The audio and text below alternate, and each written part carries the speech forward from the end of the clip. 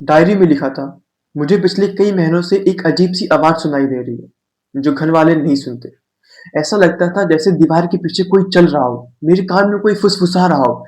भारत का इतिहास कहानियों से भरा है। कुछ कहानियाँ सच होती हैं तो कुछ अफ़वाह, लेकिन कुछ घटनाएँ ऐसी होती हैं, जिन्हें न विज्ञान भुला पाया है और ना ही लोग।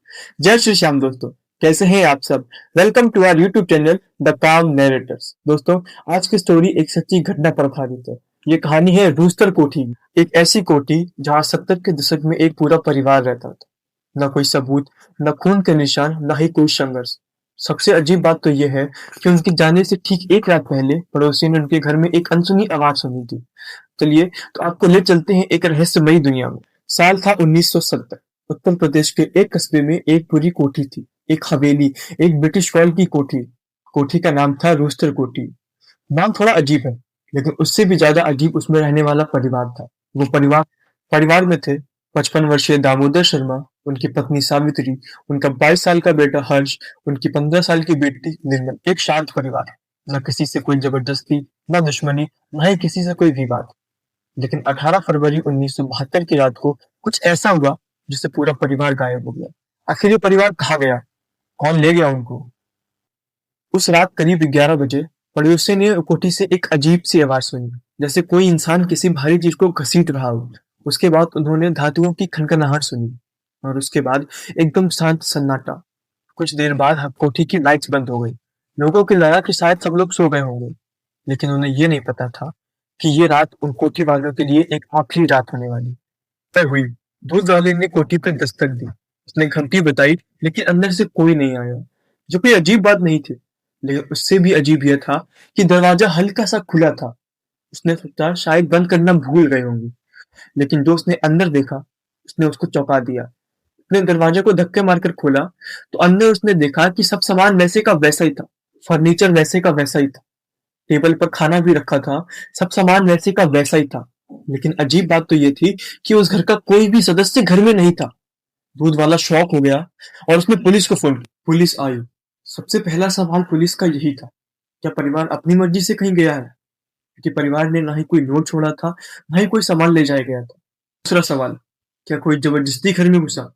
दरवाजे पर कोई निशान नहीं थे, खिड़कियां भी अंदर से बंद थी। तो फिर हुआ तो हुआ क्या? तीसरा सवाल, क्या वे रात में बाहर निकले थे? दार ने मना कर दिया कि वे सारी रात बाहर था। घर से कोई बाहर नहीं निकला। पुलिस हैरान हो गई कि आखिर पूरा परिवार गया तो गया कहाँ। घर का एक एक चप्पा वैसा का वैसा ही था। घर में कपड़े पुराने नए जूते पैसे, यहाँ तक कि दामोदर शर्मा की लाठी वैसी की वैसी ही रखी थी। लेकिन जो चीज गायब थी वो थी परिवार के सदस्य। जांच के दौरान पुलिस को एक बंद कमरा मिला, जो कमरा शायद 100 सालों से खुला ही नहीं था। कमरे के दरवाजे पर धूल जमी थी। पुलिस ने जैसे तैसे दरवाजा तोड़ा। अंदर उन्हें एक बंद लोहे की अलमारी मिली, जिसपे जंग लगी हुई थी। पुलिस ने जैसे ही अलमारी खोली, उन्हें एक चमड़े की डायरी मिली। डायरी पे लिखा था, दामोदर दास शर्मा का निजी लेखन। डायरी के पन्ने पीले हो चुके थे, लेकिन डायरी में जो लिखा था ना, उसने पुलिस को झकझोर कर रख दिया। ऐसा क्या लिखा था डायरी में जो पुलिस इतना डायरी में लिखा था, मुझे पिछले कई महीनों से एक अजीब सी आवाज सुनाई दे रही है, जो घर वाले नहीं सुनते।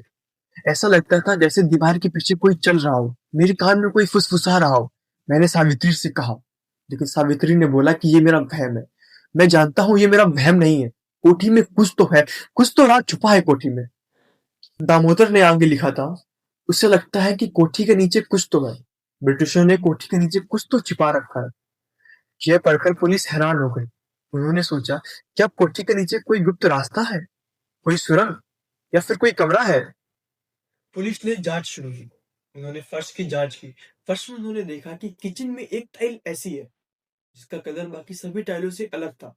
पुलिस ने उस टाइल को हटाया और उन्होंने जो देखा वो सबको हैरान कर देने वाला था।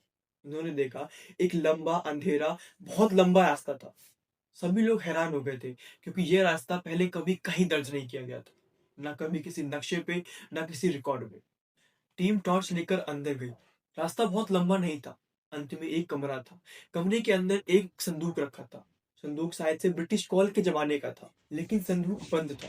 उसका लॉक इतना पुराना था कि खोलना भी मुश्किल हो रहा था। लेकिन सबसे हैरान करने वाली बात यह थी कि उस कमरे में ताजा पैरों के निशान थे। ऐसा लगता था मानो कोई अभी ही वहां से गया हो। जब संदूक खोला गया तो पुलिस हैरान हो गई।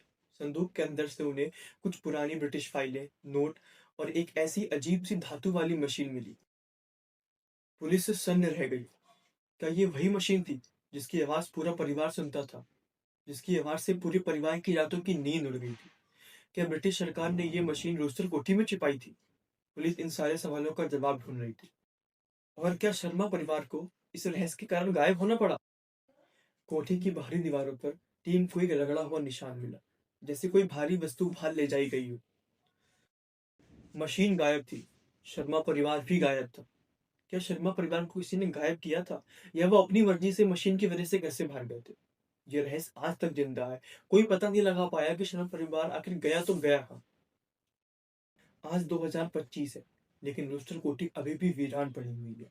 लोग कहते हैं कि रात के 11 बजे वहां से धातुओं की घसीटने की आवाज आती है। लोगों का मानना है कि परिवार कहीं गायब हो गया है, या तो उनके साथ कोई वैज्ञानिक प्रयोग किया गया है, या तो अपनी मर्जी से मशीन के साथ कहीं और ले जाए गए। लेकिन सच्चाई आज भी रहस्य है। ये केस बहुत सालों से अनसुलझा पड़ा हुआ है। तो दोस्तों यह थी रूस्टर कोठी की कहानी। एक ऐसी कहानी जिसमें ना तो शरीर मिला, ना सबूत मिला, ना ही इंसान मिले। बस मिला तो सिर्फ एक खामोशी। तो दोस्तों यह थी रूस्टर कोठी की कहानी। एक ऐसी कहानी जिसमें ना तो शरीर मिला, ना ही सबूत मिले, और ना ही परिवार मिला। क्या वह परिवार अपनी मर्जी से गया था, या उसे ले जाया गया था? अगर आपको और भी ऐसी कहानी देखनी है तो हमारे चैनल काम नैरेटिव को फॉलो करें। अगर आपको ये कहानी पसंद आई हो तो हमारे वीडियो को लाइक करें, चैनल को सब्सक्राइब करें और बेल आइकन जरूर दबाएं। मिलते हैं नेक्स्ट स्टोरी के साथ। तब तक के लिए बाय बाय।